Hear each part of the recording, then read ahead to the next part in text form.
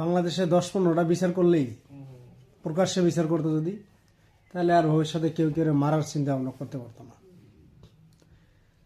বাংলাদেশটা একেবারেই পচে গেল। আর আমাদের রাজনৈতিক নেতারা বড় বড় ভাষণ দেয়, আমরা এই করব সেই করব, খালি এই করব সেই করব, আমাদের সময় দেশ উন্নত হবে।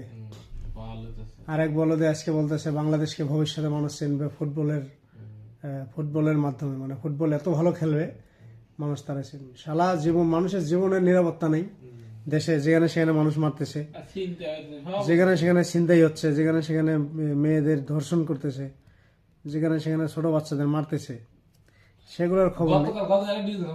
হ্যাঁ, নিজের বাপ আজকে 3 বছরের মেয়েকে কি করে, মা হচ্ছে কিছু করে না। 3 বছর পাগলের দুনিয়ায় আসলাম ভাই, বরিশালে নিজে কি এক পাগলের দুনিয়া। নিজের বাপ আর মা এক বিষয় আমার কাছে কইছে আমার বাপ এমন গায়ে হাত দেয়, আমার মা কিছু করে গে। পাগল নেই, নিজের মেয়ে গন্ডের না, তাও শত না। দুনিয়াটা নষ্ট হয়ে গেছে, একদম নষ্ট পুরোপুরি।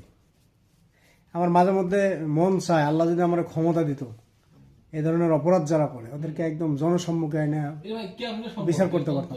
এগুলো দিয়ে তো নিজের ইচ্ছা না, নিজের